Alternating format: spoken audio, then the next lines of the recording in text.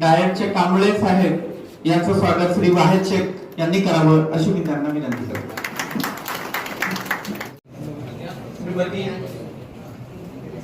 श्रीमती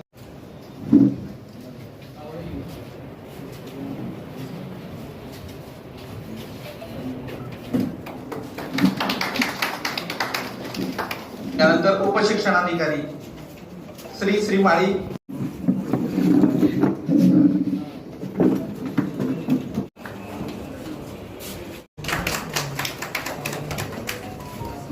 त्यानंतर वेतन पत्रकाचे माननीय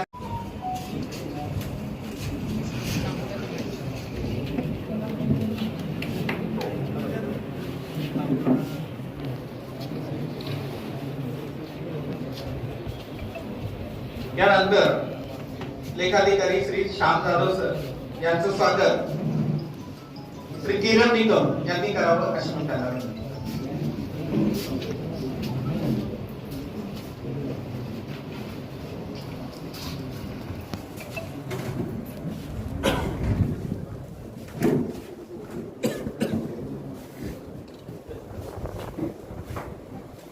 त्यानंतर प्राथमिक विभागाचे वेतन अधीक्षक श्री राजू नेम सर आपल्याला विनंती आहे की आपण व्यासपीठावर यावं. आपलं स्वागत श्री प्रशांत मरकड यांनी करावं अशी मी त्यांना विनंती करतो.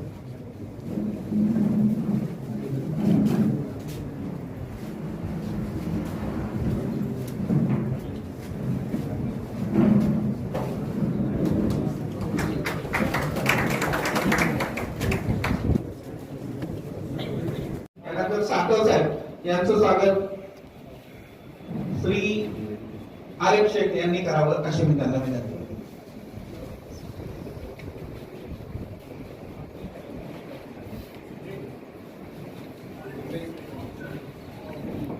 त्यानंतर शेवलीकरांचं स्वागत श्री गजानन मोगे सर यांनी करावं अशी मी त्यांना विनंती करतो.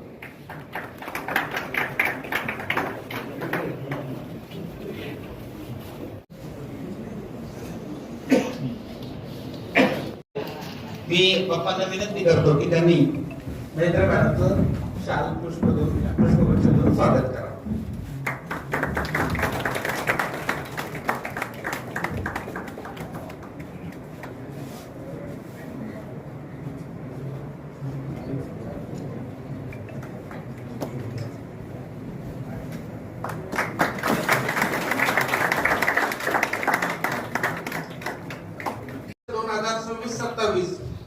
या वर्षीचा हा शिक्षक दरबार पहिलाच आहे आणि आपण गेल्या 10 ते 12 वर्षापासून शिक्षक दरबारचं आयोजन करतो.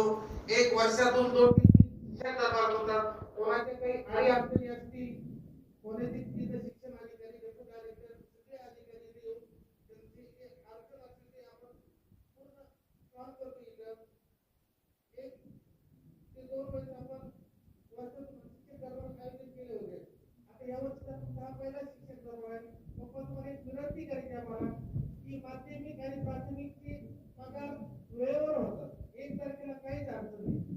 पण गेल्या मे पासून प्राथमिकचे जे शिक्षक सेवानिवृत्त झाली त्यांचा जीपीएफचा हप्ता मिळालेला नाही. तर त्याची तुम्ही नोंद घ्यावी आणि एवढं बोलून माझे भाषण संपवतो. शिक्षक दरबाराच्या निमित्तानं व्यासपीठावरती उपस्थित असलेले आपल्या विभागाचे शिक्षण उपसंचालक श्रीमान दाखल साहेब, आपल्या माध्यमिकच्या शिक्षण अधिकारी,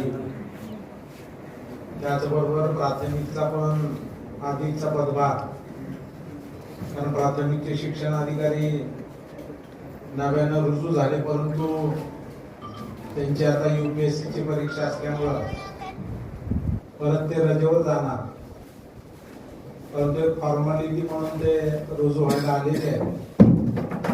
ते आपल्या लाटकर मॅडम, बॅडचे प्राचार्य सन्माननीय कांबळे सर, आपले उपशिक्षण अधिकारी श्री सोलंकेजी, श्री माई मॅडम, ज्यांना नुकतीच PhD मिळालेली आहे ते मेत्रे मॅडम, पालवे सर, सावंतजी, सातवजी, सर्वांचीच नाव घेतात की ते सर्वच आपले शिक्षण विभागातील अधिकारी, समोर उपस्थित असलेले सर्व विविध संघटनांचे पदाधिकारी, मुख्याध्यापक संघ आहे, मुक्ता संघटना आहे, उर्दू संघटना आहे, प्राथमिक शिक्षक संघटना आहे, सर्वच उपस्थित असलेले सर्व पदाधिकारी, शिक्षक बंधू भगिनी, कर्मचारी, पत्रकार मित्र आणि राष्ट्रवादी शिक्षक संघाचे माध्यमिकचे अध्यक्ष श्री प्रदीप विखे सर, प्राथमिकचे अध्यक्ष एम खुटे सर,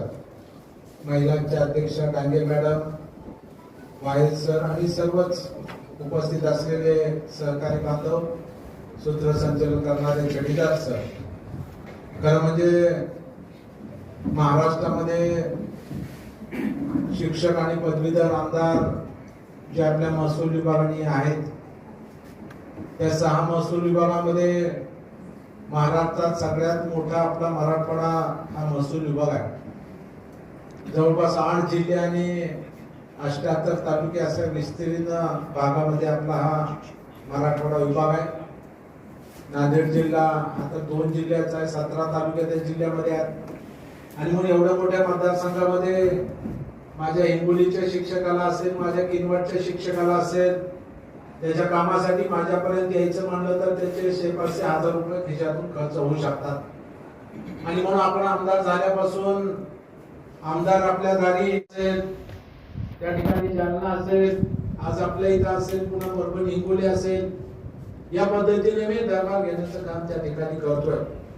उद्देश एकच असतो की प्रत्येकाला काही माझ्यापर्यंत पोहोचता येत नाही, परंतु आमदार कुठं आहे म्हणण्यापेक्षा मी तुमच्या दारामध्ये आहे, तुम्ही या, तुमच्या काय अडचणी असतील ते सांगा, मी सोडवण्याचं काम त्या ठिकाणी करतोय.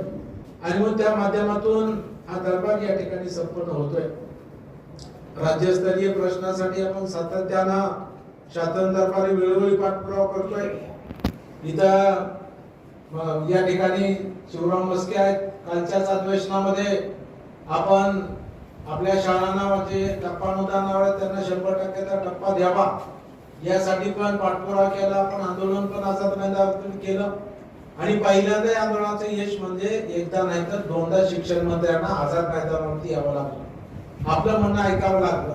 आणि शेवटी माननीय मुख्यमंत्री महोदयांनी मध्यस्थी केली आणि त्यांनी सांगितलं की सध्या थोडं दुष्काळाचं सावट राज्यावरती आहे, अल निनोचा प्रभाव आहे, काय होईल माहित नाही, त्यामुळे आपण हे काम आपल्याला करायचंय, परंतु थोडं थांबा, धीर धरा, येणाऱ्या अर्थसंकल्पीय अधिवेशनात त्याचा आम्ही निर्णय करू, असं आश्वासन माननीय मुख्यमंत्री महोदयांनी दिल्यामुळं आपलं आंदोलन त्या ठिकाणी मागे झालं.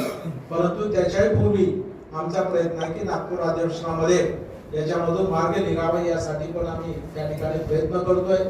जे काही शेवटच्या वर्गातील पटसंख्येमुळे काही शाळा अजून अनुदानापासून वंचित आहेत, काही शाळा पात्र होऊन पण त्या घोषित होऊ शकलेल्या नाहीत, अशा पण शाळा आहेत, काही वर्ग तुकडे आहेत, काही ज्युनियर कॉलेज आहेत. आणि मग ज्यांचा कायम शब्द काढलाय, ज्या पात्र होऊ शकतात, त्यांना सुद्धा सगळ्यांना एक संधी द्यावी आणि त्यांना पण अनुदानावर यावं, यासाठी पण आपण प्रयत्न करतोय. आणि म्हणून 1 आणि 2 एप्रिलला जो काही शासनाने आदेश काढला तो पण रद्द करावा आणि या पण राहिलेल्या सगळ्या शाळांना अनुदान द्यावं, ही पण भूमिका शासनाकडे आपण मांडलेली आहे. त्याही अनुषंगाने आपला प्रयत्न चालू आहे. त्यामुळं माननीय शिक्षण मंत्री दादा भुसे साहेबांनी सभागृहात आम्हाला आश्वासन दिलं होतं की याच्यावरती आम्ही बैठक घेऊ, तेव्हा ती बैठक सुद्धा होईल, त्यासाठी पण आमचा पाठपुरावा सुरू आहे. काल परवा जरा व्हॉट्सअपवर पोस्ट फिरत होती की उद्या 11 वाजता बैठक होणार आहे आणि माझं खाली नाव होतं, अशा प्रकारची कुठली पोस्ट, कारण मी माझी पोस्ट माझ्या अधिकृत अकाउंटवरून जात असते, परंतु अशी कुठली पोस्ट नव्हती किंवा कुठली मीटिंग नव्हती, त्याच्यामुळे काही जणांचा गैरसमज झाला.